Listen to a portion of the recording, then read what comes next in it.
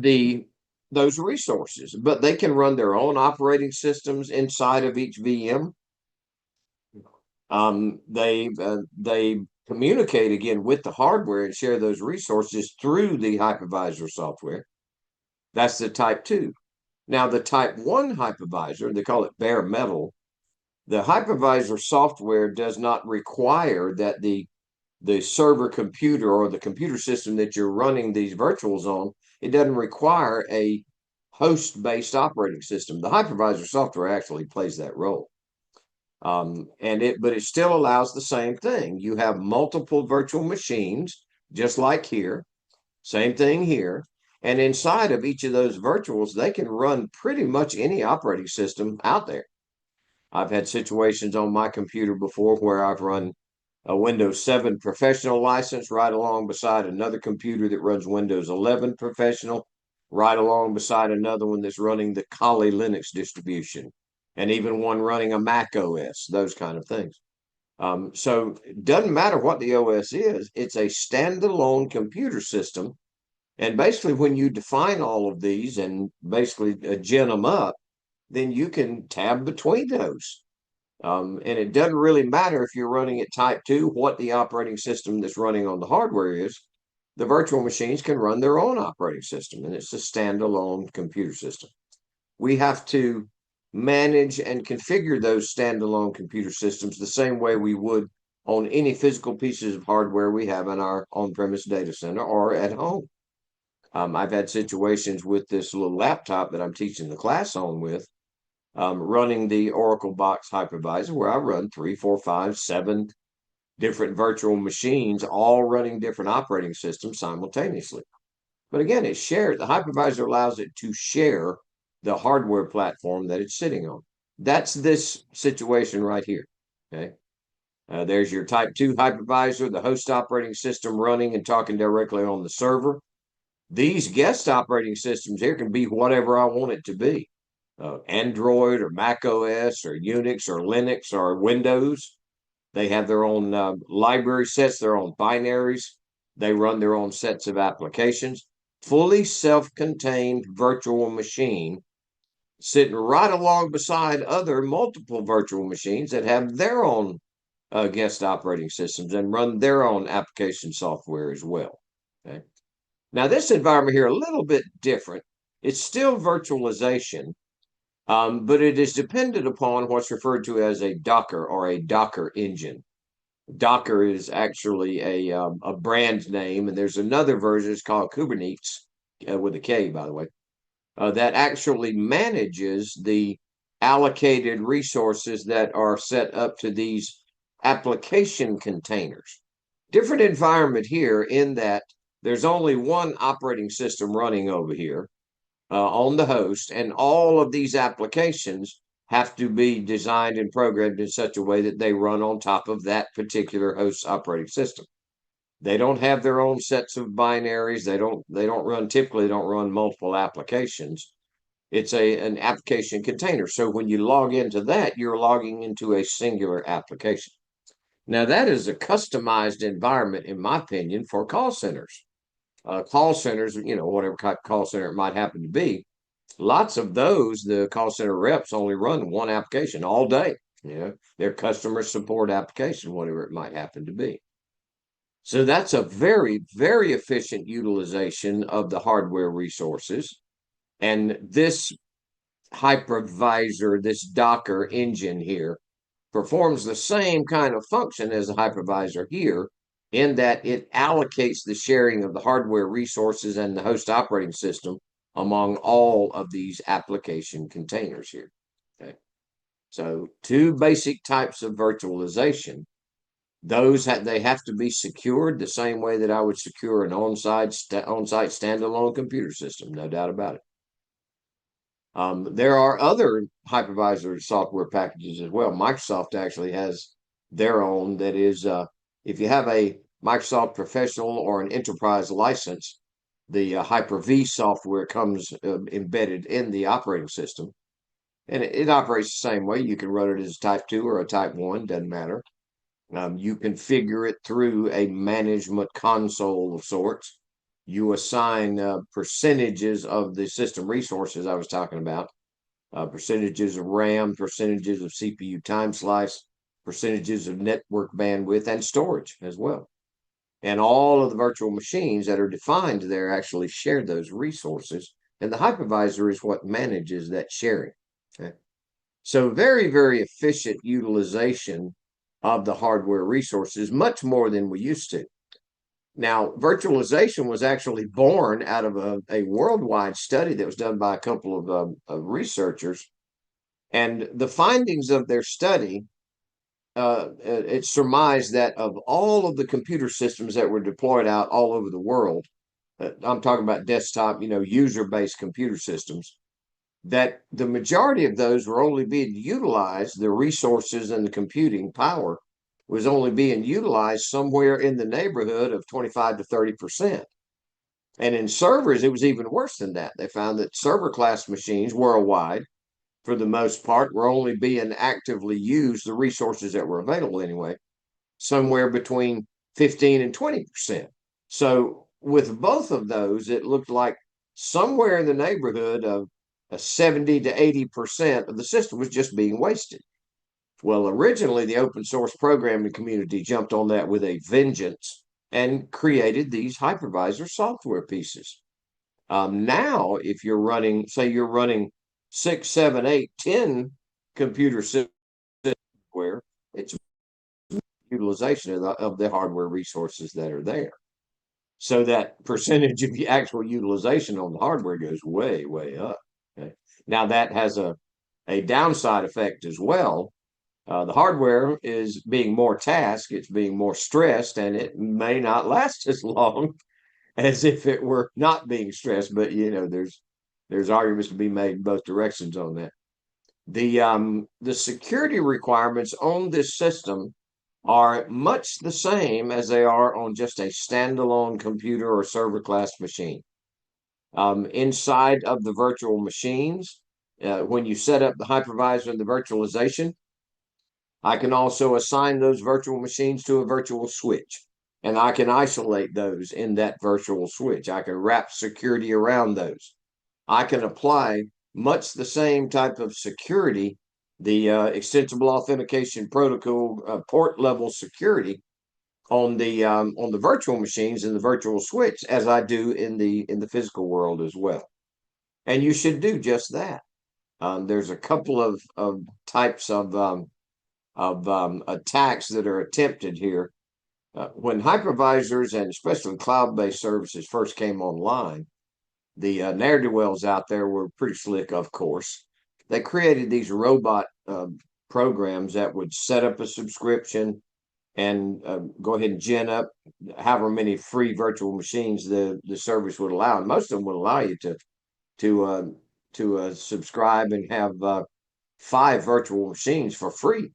And Microsoft used to do it for a full year service for free. Now they've cut it down to a month, but they had the auto robot programs that would create the subscription, create 5 virtual machines, load some malware on there, and move on to the next one. And the malware would try to poke holes and to move from virtual to virtual to virtual.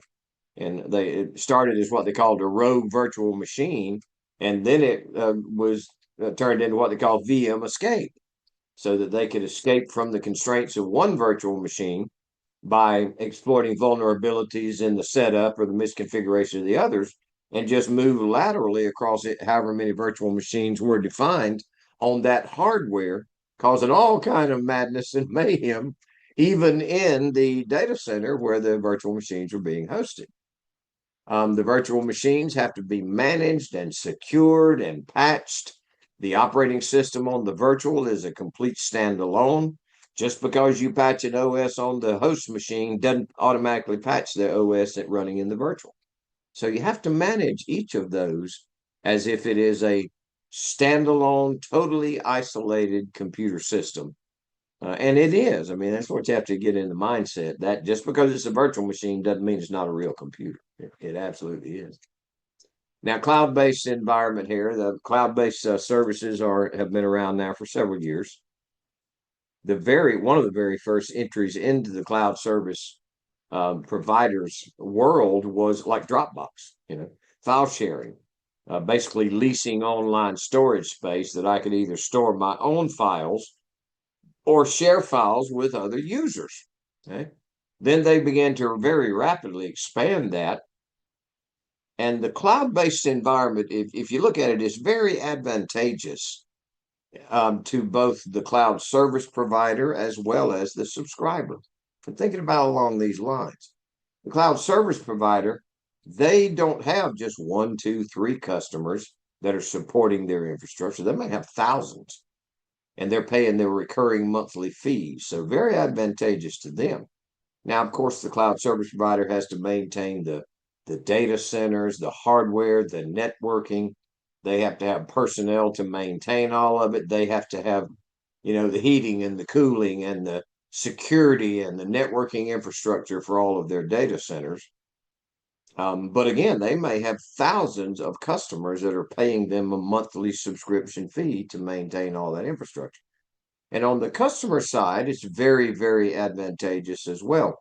I don't know if you guys have ever started your own business or worked with a startup at all, but there is typically a large upfront capital investment required to get into business. You got to find real estate, you got to get networking hardware and infrastructure, you got to get computers, you got to lease software licenses, you got to have cube space, office space, all of that adds up to a significant capital upfront investment. Well, in the cloud environment, I can virtualize any and all of that stuff. I can create a complete network inside of the cloud environment. I can deploy server machines, individual host computers, virtual machines, database engines, you name it. I can have basically set it up as a virtual environment inside of a cloud service environment there as well. It's very, very highly available. All of your cloud service providers maintain typically 3 data centers in every region on every continent on the planet, except for Antarctica. So it's very scalable. They call it rapid elasticity. It can grow as your needs grow, and it can shrink as your needs shrink. You don't have to, say, if I need a new virtual machine, a new virtual server, I don't have to ask anybody for it. I just go on with my management console and gin it up, and then I pay for it as a monthly recurring fee. So even the accounting for the investment there is completely different from the large capital investment up front. So it's spread out over monthly, basically operating expenses on the spreadsheet. So quite a different means of accounting for it, quite a different means of not requiring that large capital investment up front. And mainly somebody else on the back end there is responsible for all the hardware, all the networking, all the cooling, all of the communications functionality. I basically fire up a web browser, log into a virtual machine, and that's what I pay for. There's a function also built into the cloud service provider, the cloud infrastructure in general, referred to as measured or metered service. Their system automatically knows what I, the subscriber, am using. If I'm using it, I get charged for it. If I decommission, I'm not using the VM anymore, I don't get charged for it. So very advantageous on both sides of that equation there between the subscriber and the cloud service provider. There's 3 basic service models or deployment models rather in the cloud environment. There's a private cloud, public cloud, and community cloud. Private cloud, exactly what it sounds like. Either a company will use the cloud infrastructure and set up their own cloud foundation, or they will have a commercial cloud-based company set it up, but it's only for them. It's not a shared resource at all. Then you have the public cloud, which is indeed they call it multi-tenant or cloud, sharing there. So my virtual machines may be sitting on the same server class machine right beside a completely different customer, completely different company. I don't know them. I can't get to their systems. We're completely isolated, even though we may be sharing the same physical piece of hardware. A public cloud, multi-tenant. And then if I combine any of those services, they refer to it as a hybrid cloud. But there's also a community cloud deployment model. The community cloud, well, I've seen, well, Google, for instance, Google has what's called the government cloud, and you have to be a government agency, government entity, but you can subscribe to those cloud services. I've also seen community cloud set up, for instance, for the real estate industry. So if you're a real estate agent, real estate broker, any of the services in the real estate community, well, that cloud provides for that. So, and that is usually, again, set up as a commercial thing, but only for somebody that is basically a member of that club, in order to use those cloud services. Same thing as the Google Cloud. There are then inside of the cloud service models, I'm sorry, the deployment models, there's three basic service models, and there's many more than this, but there are three basic ones. There's software as a service, exactly what it sounds like. You basically lease software licenses on a monthly recurring basis.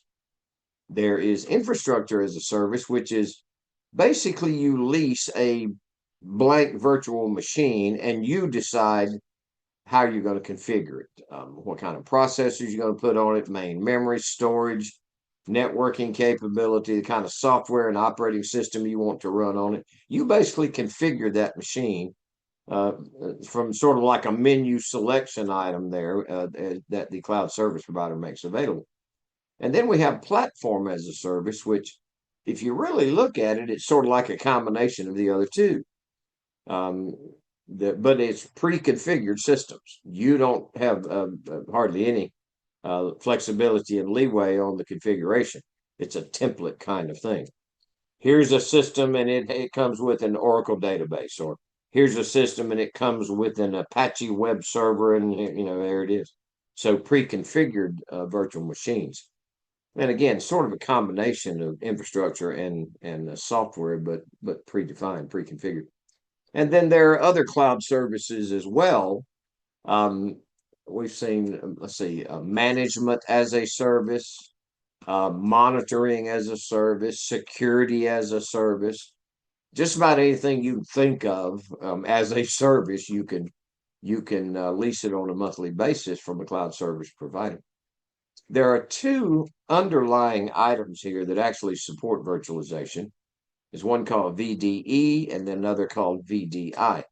Virtual Desktop Environment, VDE, and Virtual Desktop Infrastructure. Those are the components of the cloud infrastructure that allow me to provision and set up individual client systems, virtual machines. I decide what operating system is going to be running in there, what any kind of application software I want to run in there. And the virtual desktop infrastructure actually supports that implementation as part of the cloud service provider's offerings there. You'll hear the term serverless computing. In an on-premise environment, if I need to set up a new web server, well, I got to go out and find the hardware, then I have to get the software, then I have to configure it, then I have to program it and everything. Well, in a cloud-based environment, I just go basically into my management console and look through their templates. Oh, there's the web server I want. Boom, and it's ready to rock. So, but I didn't have to buy a server. It virtualizes that server in whatever their hardware background or platform might happen to be. Okay. So serverless computing is what they call that. Now, this is, like I was telling you guys earlier, this is one of the first entries into the cloud-based environment, Dropbox, file storage in essence, and the ability of doing file sharing. I've started using, and I shared it with you guys the other day, there is an online service called Wormhole that is a cloud or a file sharing function, and it's a free service. But I load files up for my students, but then they're short term. That's the link that I gave you guys at the beginning of the week. If you download those files, and I think it's 24 hours, then you can get them. After that, they expire and the link's no longer good. So, and again, it's a free service. And me, I'm old crusty dude. I like free a lot. So document sharing, one of the very first things we saw as the entry into the cloud-based environment. And now it's expanded just about anything you could ever imagine now. you can actually lease as a serverless cloud-based environment. There's another component that actually supports the provisioning, configuration, utilization, and even interconnectivity and programming of systems, especially in the cloud-based environment, called software-defined networking. Through a software console, I actually configure systems without having to worry about what is the behind the scenes physical infrastructure, without having to worry about the physical machines for setting up a firewall or a switch or a router or a gateway appliance, because I can configure all of that programmatically as virtual systems. I don't have to run out and buy new hardware or software or anything like that. Software-defined networking basically that it layers up my network requirements into these three basic, they call it planes. You have an application layer, control layer, and an infrastructure layer. The infrastructure layer is where I define, by way of software virtualization, things like my routers, my gateway, my firewall, my switches, my wired and wireless access points, all of those things. But it's defined from a configuration software specific environment. And then it allows me to set up the communication between that infrastructure layer and what's called the control plane, which is where my management decisions and the where data needs to be moved from one location to another location. And I usually set that up through the application programming interfaces, which are also provided by the cloud software. Okay. And then at the very top layer is where I define basically my business logic, what applications I'm going to be using and presenting to the end users by way of their virtual machines. Now, all of this is presented to you when you set up a cloud subscription. They don't hide anything under the covers as far as your management console. And the great thing about it is it's user managed, self-provisioning, as it were. If I need a new virtual machine, I just gen it up and set it up and define it, and I start using it. Okay? If I don't need it anymore, I decommission it so I'm not being charged for it anymore. And I do all of that through the software layer there, through the application programming interface. And even on the free try it and see if you like it mode in all the cloud service providers, they don't hide anything under the covers for you. You have access to all of the functionality by way of your management console. Okay. I just noticed, sorry, I hadn't noticed you before, John. John has joined the class as well. I want to welcome you and encourage you to participate. Ask questions along the way if you feel led to do so. And welcome, and I hope you enjoy your stay here with us. So that is the cloud concepts in general. You got the basic three deployment models and the basic three service models that we talked about. And all of those, in essence, are controlled, as it were, by this software-defined networking layer. And you access that from your cloud subscription by way of your cloud management console.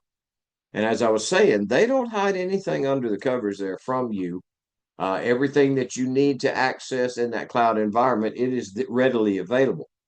And it is user manageable. I mean, you decide how you're going to set the environment up. You decide, the ginning the systems up or decommissioning them. And you only pay for what you use on a regular basis. All right, everybody. Now, and John, you won't be able to participate in this part of it, but hang with us here. You guys jump over, and this is going to be a quickie. I want you to do this lesson 7 quiz here. Only 10 questions, and I'm going to set your timer up for a quick 10 minutes. I suspect you all will be finished with this quiz well before that 10 minutes is up. So when I see your scores posted here in the chat box, we'll go ahead and shut the timer down and move on directly into the next lesson lecture here. John, you just hang with us and we'll be back at it with lecture here in just a second. Same thing, you folks out on YouTube that are joining us. Just hang with us. We'll be right back at this thing here before you know it.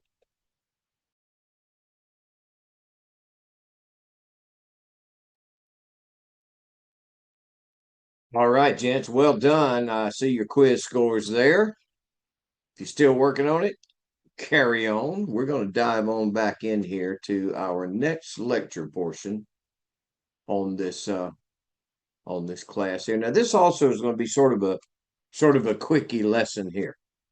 We have talked a bit about some of the functionality of your mobile appliances in the past couple of days. We're going to dig a little bit deeper into that from a support perspective now. Now, we are finding more and more people are bringing their mobile devices to the networks. There are a couple of different deployment models that we're finding that are very common in networking environments in general. There's a lot of, especially since the whole pandemic thing began, lots of organizations now are beginning to welcome remote and mobile workers. Lots of corporations I found, they're like, who knew if we didn't require our employees to be strapped to an automobile to get to and from work, 3.5 hours sometimes a day, that they'd be more productive? But there are lots of very, very productive individuals out there that, if they're not required for that non-productive hour drive, 2 hour drive commute every day, then they're much more productive in general.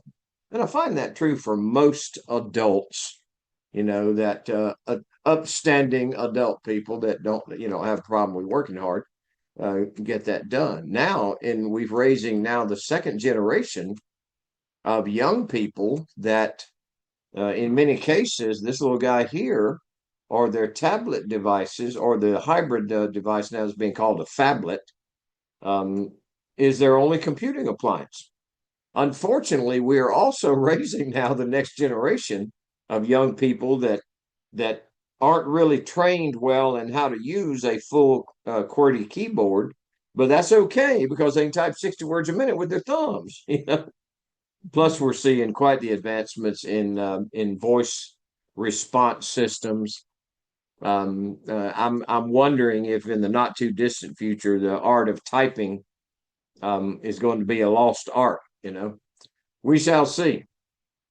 Some of the systems that we are seeing used here, newer technologies have replaced lots of these things here. Liquid crystal display types of screen components.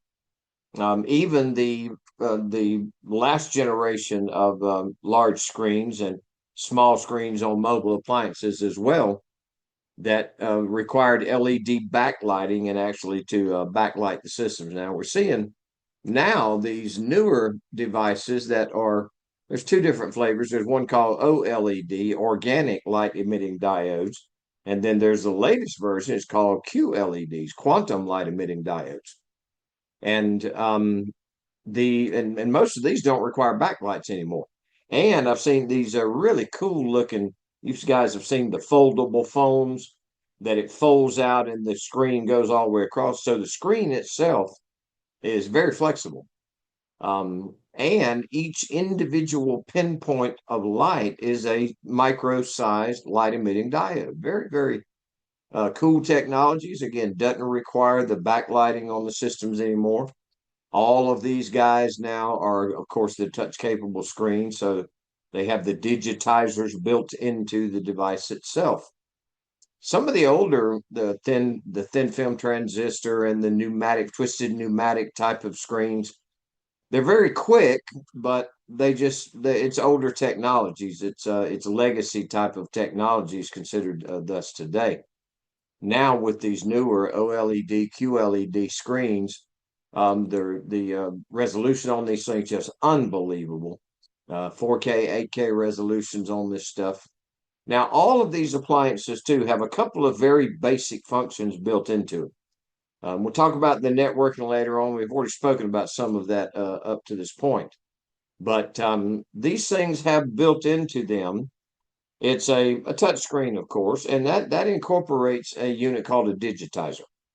The digitizer is implemented in several different ways, but a couple of different technologies that actually intercept where I'm touching the screen And then it transmits that information back to the operating system, says, oh, okay, well, they tapped this icon or they double tapped this icon. Okay. All of them have your multi-touch support. They've got the pinch out and the squeeze in kind of functionality. They've got many of them are also utilizing the multimedia capabilities for even multi-factor authentication. Gestures is becoming a multi-authentication factor. Facial recognition. The audio and the video systems on these things are outrageously good. The quality on these things is unbelievable. I saw a couple of months ago, I don't recall who the filmmaker was. It was a group of college students, I think, but they did a full feature production for the AV class and college level AV class, and every bit of it was filmed. The audio and the video was filmed and edited with iPhones. Even this, my little Android phone here, this I believe is a Motorola.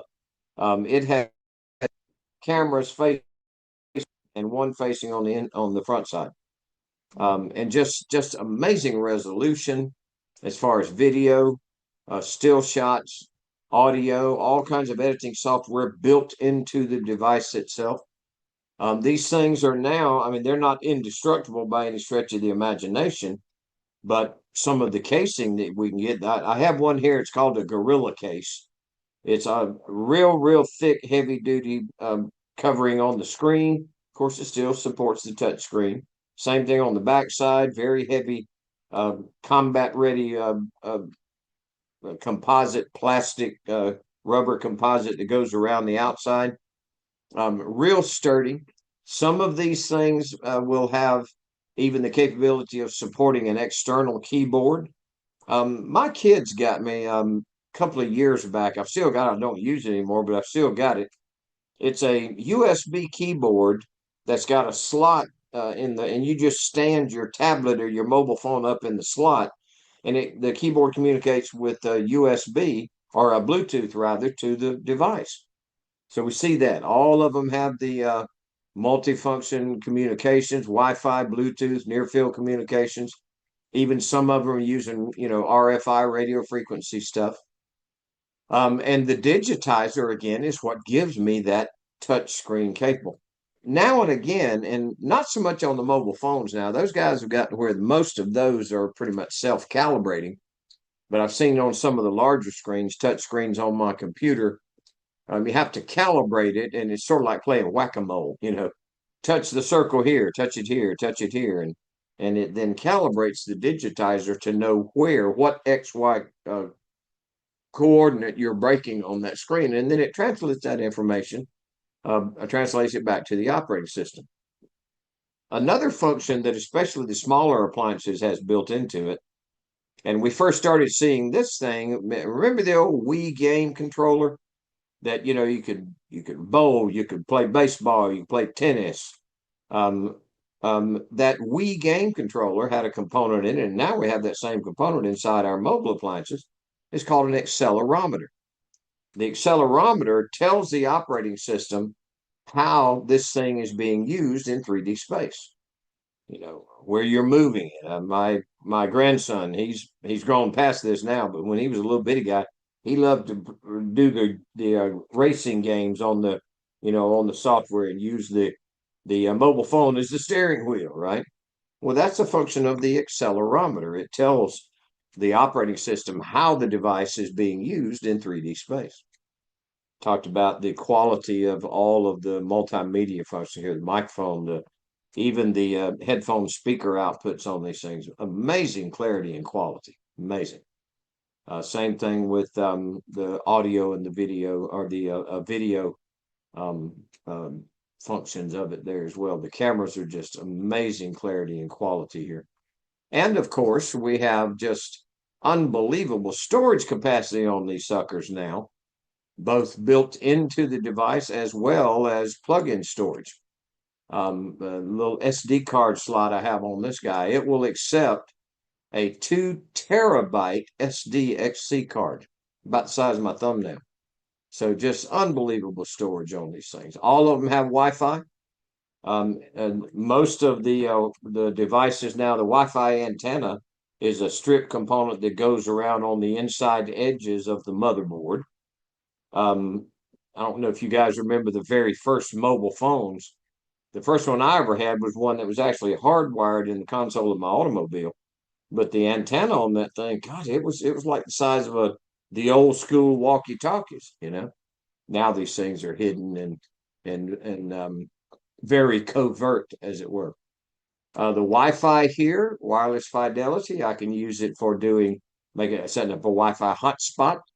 I can print, it's called Wi-Fi Direct, directly from my mobile phone to my printer that sits over in the corner of my office here. And it doesn't go through my wireless access point, it's just Wi-Fi point to point. And my older printer, this one doesn't have it, I don't think. I'll have to check see. But my older printer also, I could print directly to it using Bluetooth with my mobile phone or my tablet, either one. And you go in through the networking settings on these devices and configure all of this. This device, just like, and the portable devices, just like any other computer, they have a unique MAC address. They are assigned an IP address when you hook it up over an internet connection. Same concept. Now, I mentioned yesterday some of the characteristics of your cellular networks. Excuse me. The newer cellular networks are all operating at the 4G LTE and 5G world. Those are somewhere in the neighborhood of about 25 to almost a gigabyte of speed service there, according to the generation you're using. The older generations, the 2G, the 3G, and the base 4G, are sort of antiquated now. They're still used in some areas and have sort of been repurposed in other areas of technologies. Almost all of your mobile networks now are at the very base level 4G, the 4G long-term evolution LTE. And all of them now are GSM phones. They all are using SIM cards. They don't have very many in North America anyway that are using the old code division multiple access CDMA. Those actually passed actually two different databases. One was the preferred roaming list and the preferred user list that would pass that information by way of the device from tower to tower to tower as you were going through the network. And it didn't, most of them had a SIM card, but it didn't require the SIM card for operation there. The SIM now, the subscriber identity module I was telling you guys yesterday, that identifies not only the subscriber to the service, but the physical device itself. So very high speed connectivity. It uses some of the same frequencies that your 5 gigahertz Wi-Fi do, but it's a little bit different frequency modulation and response there for the 5th generation, 4th generation, 5th generation phones. All of these guys I can set up as a Wi-Fi hotspot. It allows me to share that hotspot in most cases with up to 5 individual users can connect through that hotspot. With the speed and the widespread coverage now of your newer screaming fast 5G networks, I was telling you yesterday, lots of people are now beginning to use their 5G phones, and even some are just getting the 5G hotspot, and that's their internet connection because it is screaming fast. The tethering functionality there also is something that I can tie and share a connection with a singular device, either through a USB connection or through a Bluetooth connection. I can share data, and of course I use Bluetooth to connect with external appliances like we were talking about in the personal area network, the PAN. So connecting with Bluetooth headsets, a Bluetooth speaker, or even Bluetooth to Bluetooth on another mobile phone device. I go in and set all of that networking functionality up in my mobile networking application. I of course have to, I have to set it up, define the connection, define the network connection, define all the characteristics of it. And of course, I set up a required passcode if somebody's going to log in to my hotspot, that kind of thing.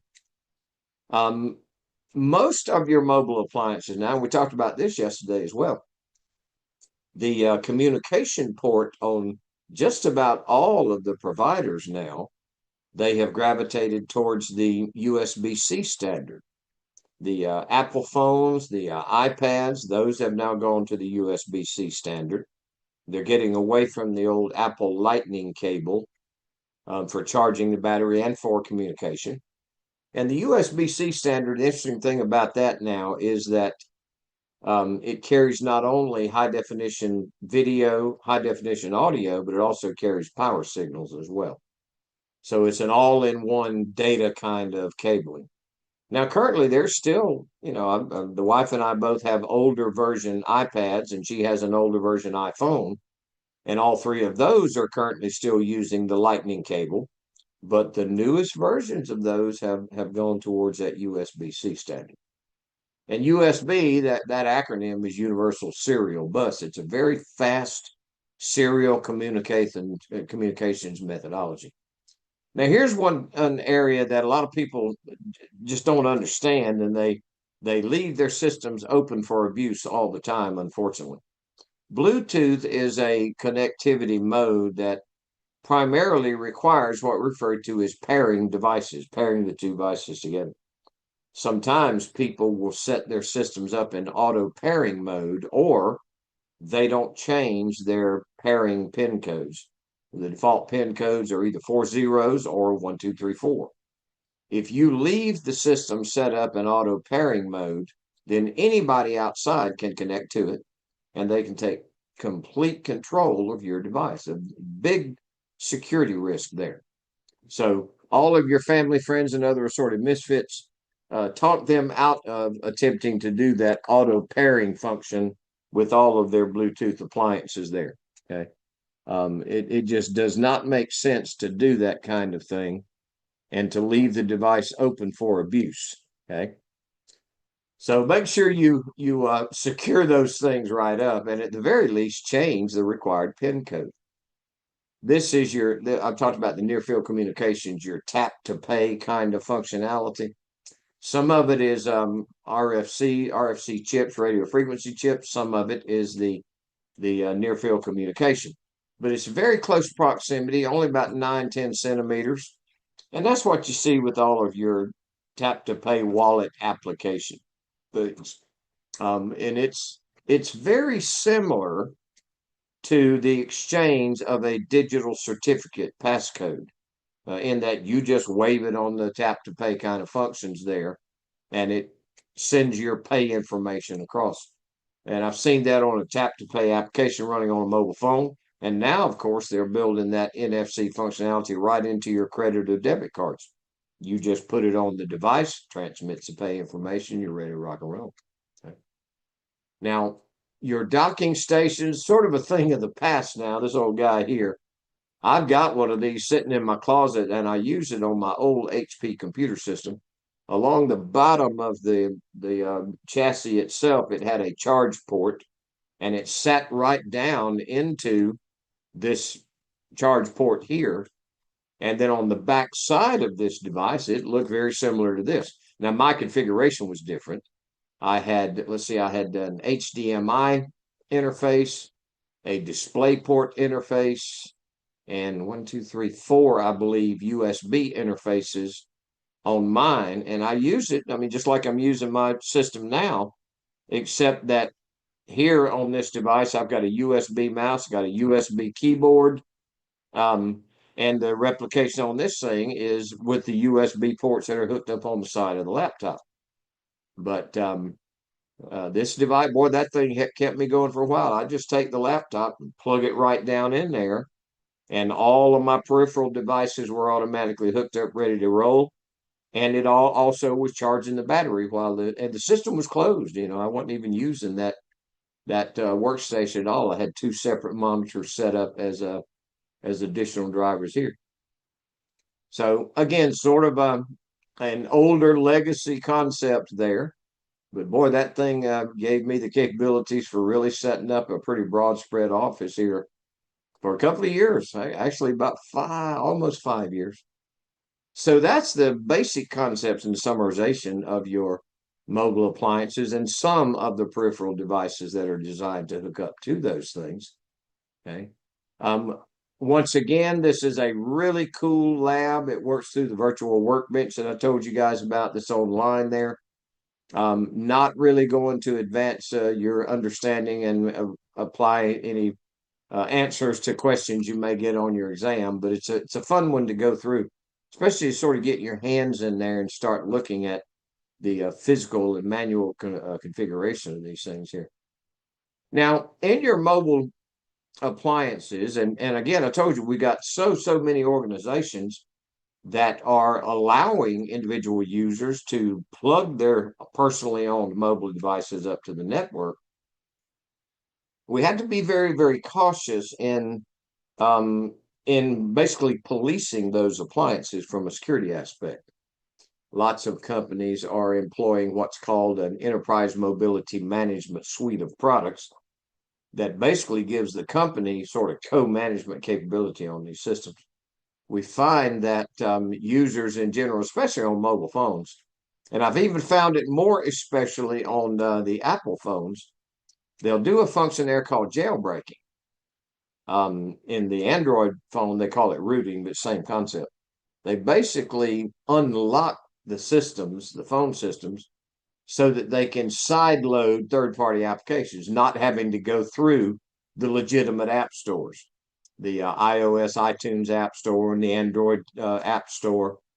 The problem is if you don't go through the legitimate app store, you're sort of bypassing the base level security that's baked into these systems. Me personally, where I go in to allow somebody to hook up their personally owned device to my network, and I looked into that device and realized that it was jailbroken or rooted, well, I wouldn't, they don't get to log into my network because in many cases, if you side load any of those third party apps, riding along with that is some kind of malware, adware, spamware, ransomware, Trojans, I mean, just all kind of crazy stuff that is designed to take advantage of exploitable vulnerabilities and steal stuff. So I'm just not fond of using any unlocked or rooted or jailbroken devices on my network. Of course, when you go into these devices, we all do. I've got, I guess, 3 email accounts set up on my mobile phone. I pay bills, purchase product, browse the internet, all of the above.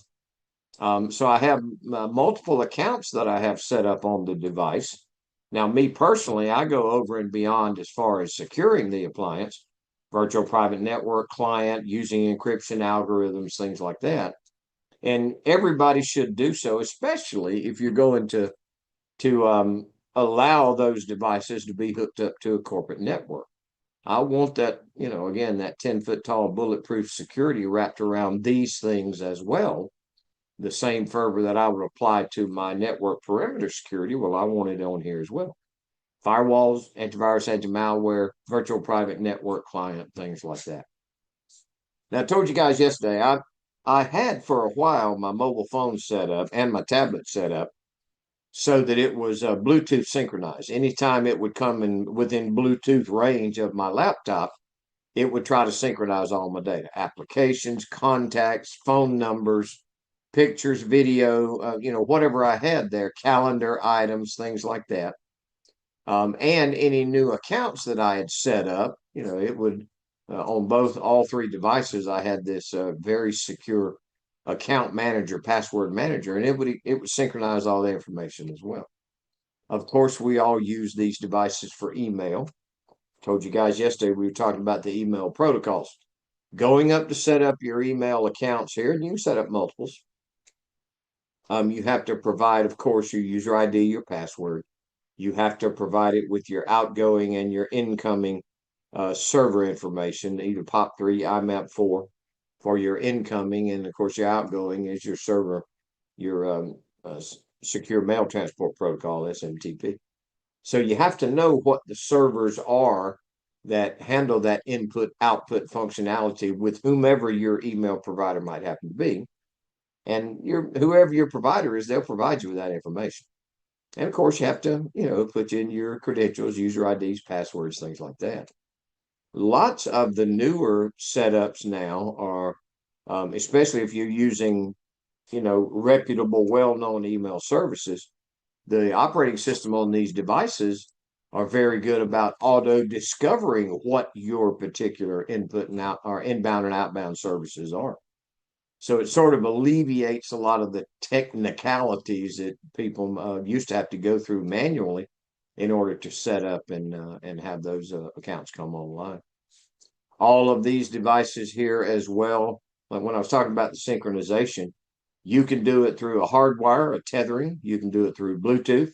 You can do it through a Wi-Fi connectivity, Wi-Fi direct, or by way of your wireless access point. Or, of course, you can, USB drive, plug it in, copy it, take it to the other system, synchronize it that way. Mine, like I say, I used to have it set up to where had the pinging all the time. Realize that's pretty much a security issue, so I now do it manually. About once a week or a couple of times a week, according to how much update I do on either of the systems. I'll fire them up, have them talk, and it's usually Bluetooth, to where they'll do the synchronization of accounts and emails and videos and photographs, things like that. Here's what I was talking about earlier about the enterprise mobility management systems. Inside of those, there's three basic components. Two of them we see here. The first one is mobile device management systems. That's what I use for authenticating the device, identifying and authenticating the device. That's also what I utilize for, from a centralized control standpoint, sort of remote control of the device.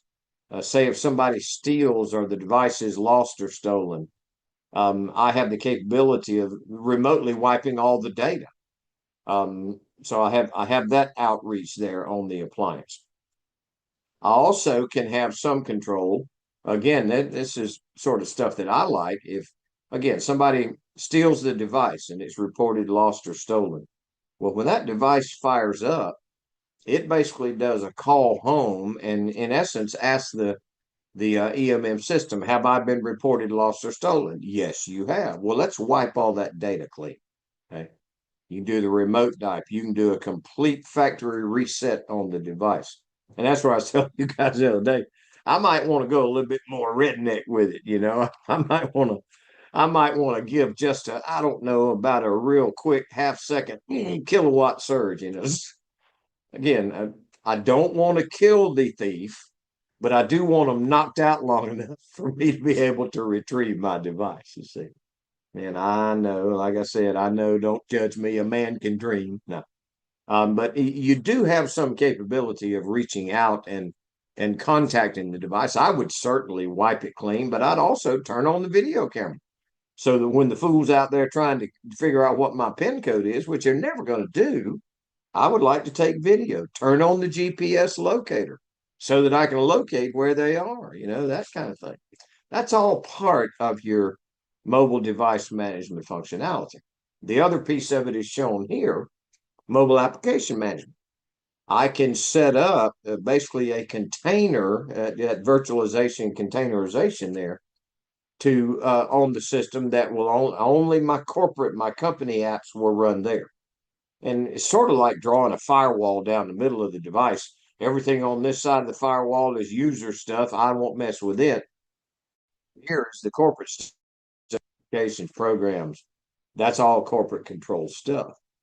And then the third thing that we find here oftentimes is a roll of software pieces. It's called unified messaging, which allows me to access and control of the text messaging, SMS, MMS messages, video, voice over IP, that kind of stuff from a corporate perspective. In just about every case now, it doesn't matter what the device is, I have the capability of requiring, at the very minimum, two-factor authentication. There's three basic types of authentication factors. You guys should be aware of those. There's knowledge-based, something user ID, password, PIN code, that kind of thing. There is ownership based, a token, a swipe card, a key fob of some sort. And then we get into biometrics, something you are, fingerprint, thumbprint, facial recognition, voice recognition, gestures, swipe patterns, things like that. At the very least, requiring two-factor authentication makes a lot of sense for for users being able to truly identify and authenticate that they are who they claim to be, right? Multi-factor authentication, in my opinion, is the way to go. I can even extend that to geolocation. All of these devices here have now built right into it the circuitry that gives me a ping, if you will, on that appliance, longitude, latitude kind of thing. It's used both for positioning satellite systems, GPS systems, but it's also been extended now to what we call IPS, indoor or internal positioning systems, indoor positioning systems.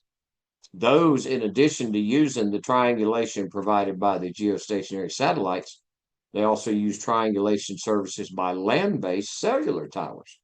Very, very accurate. Now, I'm talking about pinpoint accuracy down to about a meter. The old days, when we first started seeing GPS locators, boy, it was a broad spread, about 30 meters or 100 and some odd feet. Widespread location. It's somewhere within this 30 meters, you've pinpointed the device.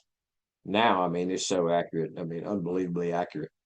And the internal systems now use sensors inside of a building, as well as cellular-based and GPS location. And I mean, you can nail the device within a meter of where it actually is. Really, really good stuff. So I even use that positioning. Well, if you have the user ID and password and you are within this predefined geofence, well, you get to log in. If you're outside the building, sorry, you can't log in. Okay. And I can determine that by way of those location services there. Now, your smaller systems, laptops, tablets, this hybrid device they call a phablet, and that's PHABLET. It's a combination of a fully functional tablet device and it's a cellular communications appliance all in one. We don't see those nearly as much as of yet, anyway, in North America as we do in other parts of the world, but they're coming. Okay. All of those things are, for the most part, field replaceable components inside of it, certainly in laptop devices. Now, I'll tell you, there are fewer and fewer field replaceable components in these things now. And lots of the functionality of the device as a whole is hard baked onto the motherboard. So it's becoming more and more nowadays. If something needs to be repaired or replaced, it makes more logical sense just to get a new one. Okay. All of your laptop devices have pretty common functions and components there. They have your screen. Sometimes the screen is removable, sometimes not. Sometimes it's touch capable, sometimes not. They all now have your touch pad, your mouse movement pointer controller thing.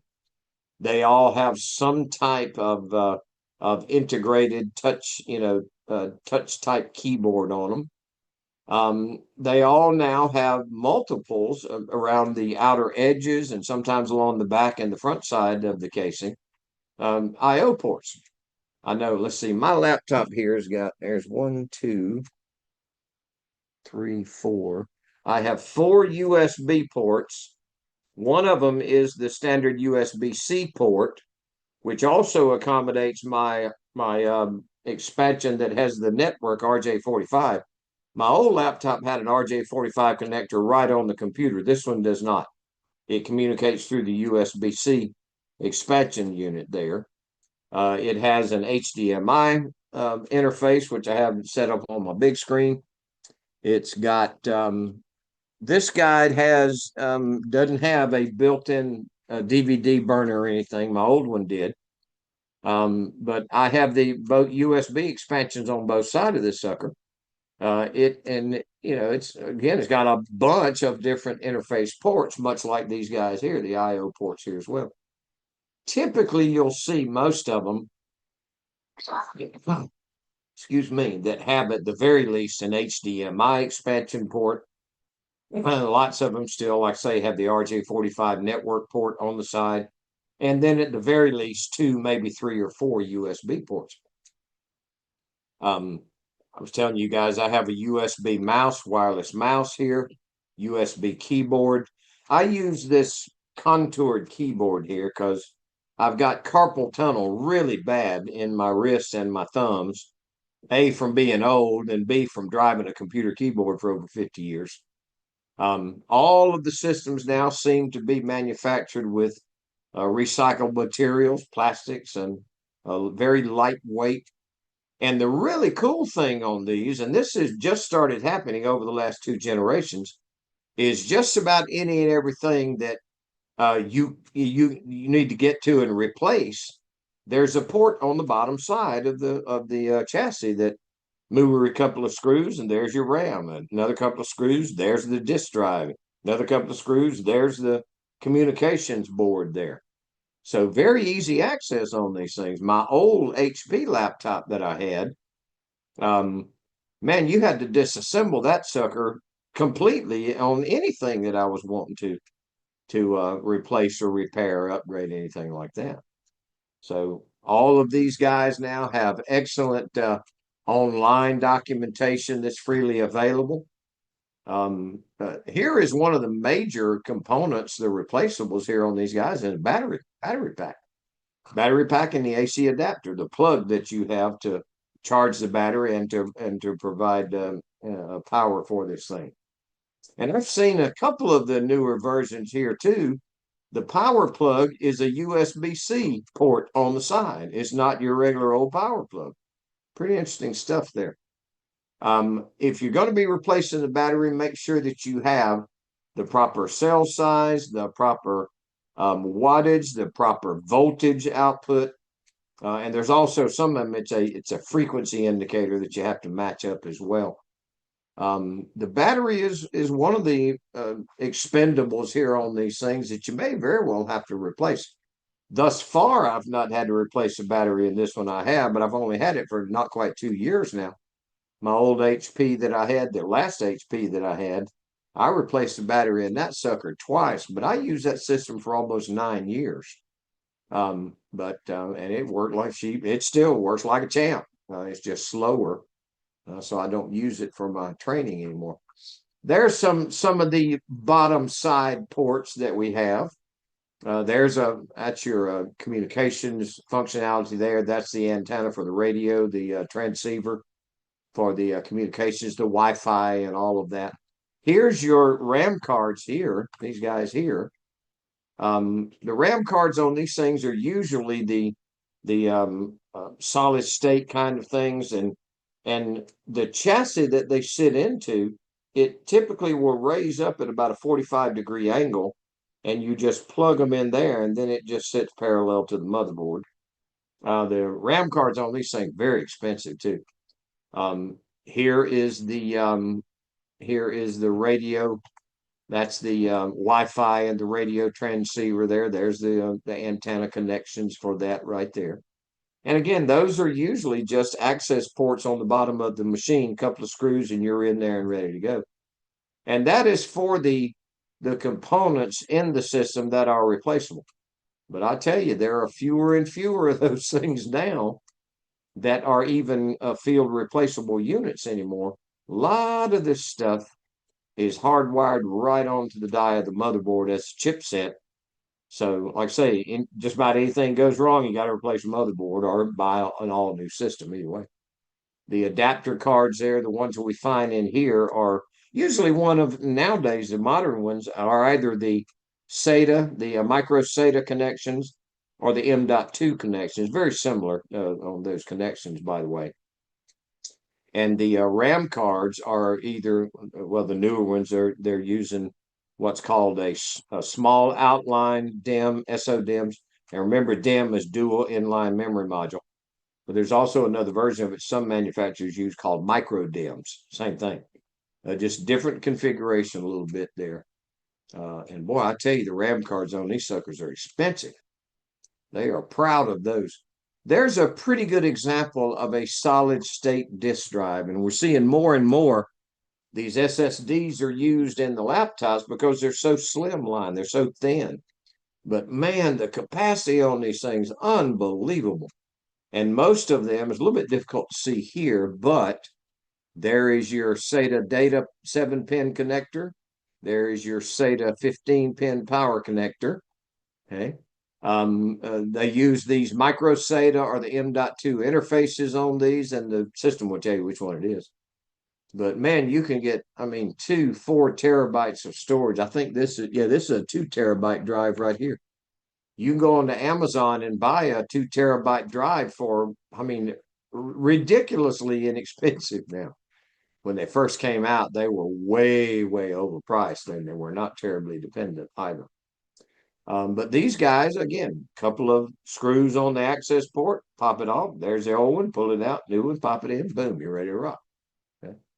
So, and we're also seeing, going back over here, a lot of the interfaces like this guy right here. Now, this is the Wi-Fi, the communications card, but there are lots of card-based drives that we see, solid state drives that plug in much the same way the memory cards do on some of your new laptops as well. So while this enclosure is pretty standard and typical, you get some of these ultra thin card based ones that plug in like that as well, and massive storage on these things. Keyboards, if you're going to replace a keyboard replacement, most of the keyboards on these modern systems, it's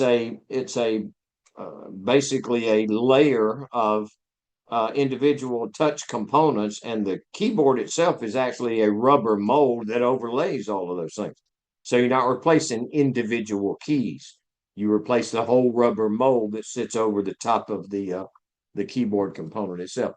Lots of these guys too. I've seen this. Mine doesn't have it, but my tablet does, but this one doesn't. Laptop doesn't, but it has fingerprint scanners where you can do, use fingerprint for validation and logging in, things like that. We're seeing lots of movement towards that passwordless login functionality using biometrics.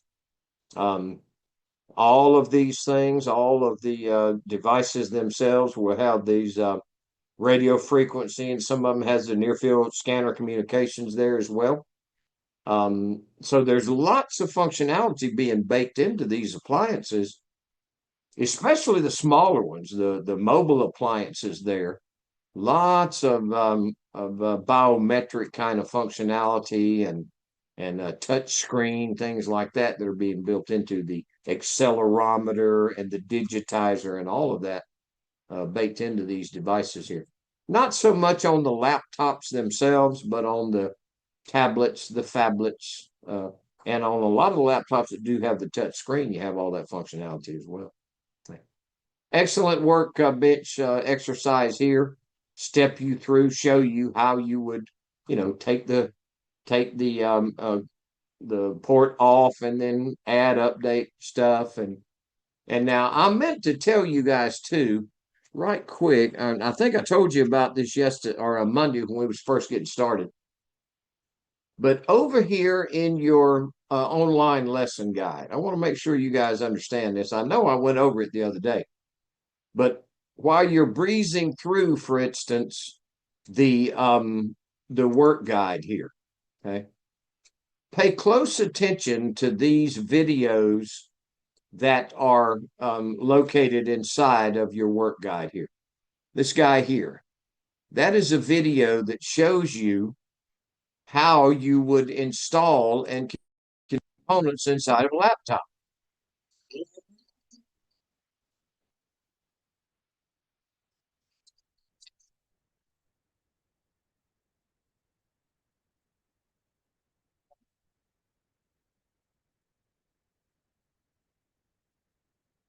Okay, now, like I told you guys, I'm not going to play the full video here. It's almost 10 minutes long, but all of these are in line in your student guide. If you go through those, And remember, I told you too, these guys that are on these videos, these cats know what they're doing. They have done this stuff. They've been in the field. Not only are they certified, they are experienced. So, like I say, they are not just talking heads reading a script here. They've actually done this stuff.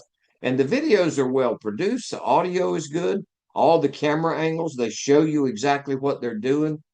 I highly recommend going through, and anywhere you see the links in the manual itself, the lesson manual, anywhere you see those little play buttons there, that is a short, sweet snippet video that demonstrates actual engineers doing this stuff. So take those to heart. Go through in your study and review those things. Okay. And I'll tell you, in my humble opinion, I would much rather spend the time watching these very well produced videos than trying to stumble through some of the lab exercises that show you the same thing. Okay. That's just me. Okay. But whatever your learning style is, that's what you guys should do there. Now, when it comes to mobile devices, you are going to be charged as an A+ technician with doing some troubleshooting on these devices. Okay. There are certain things you want to handle the same troubleshooting methodology. Keep it, simple. Don't try to troubleshoot too many things at one time. Use the whole troubleshooting methodology that we've talked about a couple of times already. Now, on your mobile phones, especially, I will tell you there are very few field replaceable components, especially if you don't have the proper toolkit. One thing, and I got to share this with you. My son-in-law actually shared this with me. I told you guys I'm a musician, a singer-songwriter, and I always have riding along with me 3 or 4 guitar picks. Okay. And that's just forever I've done that. Well, a guitar pick is an excellent device for helping you crack the case on a mobile phone. These guys now, they're not put together with screws anymore. It is a sort of a heat seal function. So to get into the device, first it's required you take like a hair dryer and warm it up around the outer edge, and then take your old trusty guitar pick and get it in between that, and very carefully go around the outer edge, and it will pop that enclosure off, okay, without damaging anything. So get you a couple of guitar picks, let them ride along with you, but understand about the only thing inside the device that might be replaceable is the battery, and sometimes the storage device, whatever, it's typically a storage card like an SD card or something like that. Other than that, there's not much field replaceable because just about everything is hardwired onto the motherboard itself. There's a couple of small components, but I tell you, you really got to have the proper tools, and you really got to know what you're doing to get into the case, and then to be able to put it all back together. Okay. Now, batteries are there's a problem with a lot of these things, and it's mainly from people not treating the device with care. They leave it in direct sunlight, lay it on the dashboard of an automobile or something, direct sunlight. The batteries will swell up, and in some cases will crack the enclosure open. Okay. So, yeah, there you go. Leaving it in direct sunlight will do that for you, James. A friend of mine that he's a guitar player, buddy, we played music together for years, but then I taught him to be a programmer. We were going to visit a client with one of my companies, and I told him, I says, look, I don't want us to be interrupted with phone calls, so either put your phone on airplane mode, or just want to make sure we don't have any interruptions. He says, well, I'll just leave it here. He pops it up and puts it on the dashboard of my truck. I didn't think about it. He didn't think about it. We came back out, and the enclosure was cracked.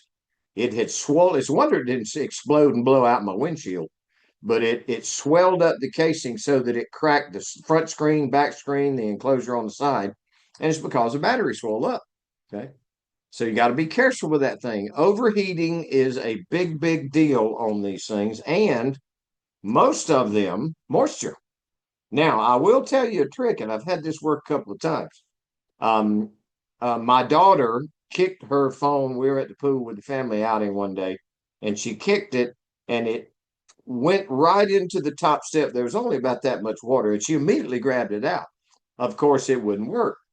So we took it, put it in a bag of rice, let it sit overnight, and by golly, it waked up and started working the next day because the rice just absorbed all of the moisture that had gotten into the components. Luckily, it didn't fry anything when it hit that water. Now, she was just fortunate there. So look for liquid damage, look for physical damage, cracked screens, things like that will affect the touch, the digitizer. It will certainly affect your video, your cameras, your picture taking mode, and even in some cases, the cracked screen will affect your digitizer where you're touching the screen. It's not really, it's not calibratable, shall we say? So there's certain things we can do on those devices there that to fix some of those issues. That thing with the moisture, a friend of mine told me, he's going, yeah, do this, try that. I was going, I don't know, but it worked. It really did. Keeping them clean, keeping the screen clean is a really good idea so that smudges don't make the system, miscalculate where you're touching the screen. And now and again, according to the device, you may need to do a recalibration of the digitizer. And in some cases, the the meter there that tells me, where it's being used, how it's being used in 3D space there. I know I downloaded a compass application and I had to recalibrate the accelerometer there. And it was really weird the way it did it. I had the instruction said, all right, hold the device, parallel to the Earth's surface. And I did that. And it says, I move it in an S circle, a figure eight. I did that. Then it says, stand it upright and, turn it to the right, turn it to the left. And I think it was like 4 times, that kind of thing. And then it says up and down, that kind of thing. So it calibrated the compass application to the Earth's surface and the North Pole there, and it did real well.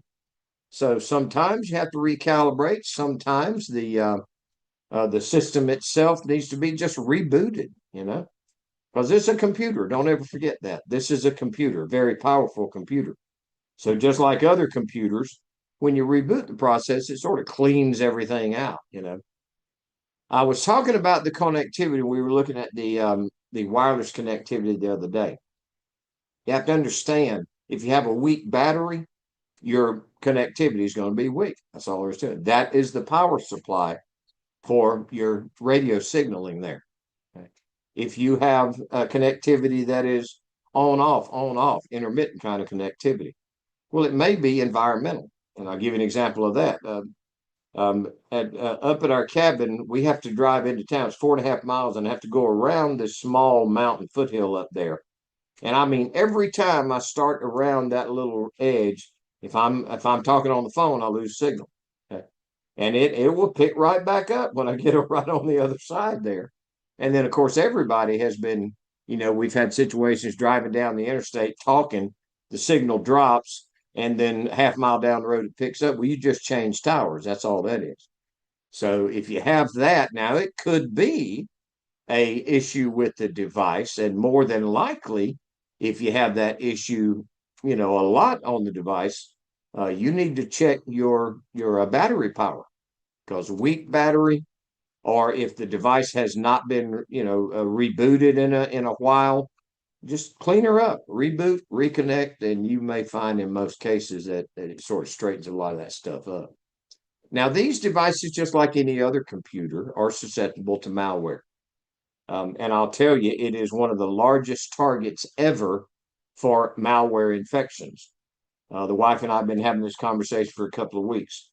We both now get, dozens and dozens of emails and text messages unsolicited to our mobile phone or my laptop or the tablet or whatever every day.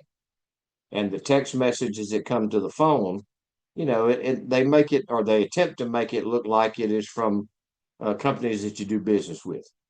I get them all the time, text messages from my phone advertising these new amazing free giveaways from Tractor Supply and Home Depot and Lowe's and PayPal. Please update your contact information, that kind of stuff.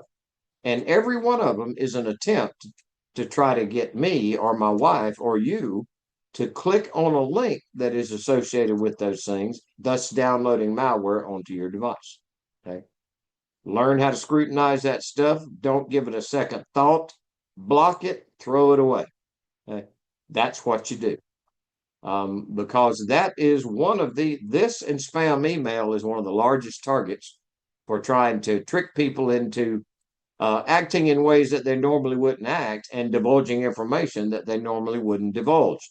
It's called social engineering or hacking the human. Don't fall prey. Okay. So that is our mobile appliances there. Here's what I want you guys to do. I want you to bump on over here and get into your quizzes. I want you to do your lesson number 8 practice quiz, one we just finished there, supporting mobile devices. There are 20 questions total there. Okay. Then I want you to go back and repeat lesson number 7 quizzes. Now, you folks that are joining us on YouTube, you'll not be able to participate in this. If you want to hang with us, you can. I'll be transmitting again later on this afternoon. I'm about to shut down this particular broadcast. So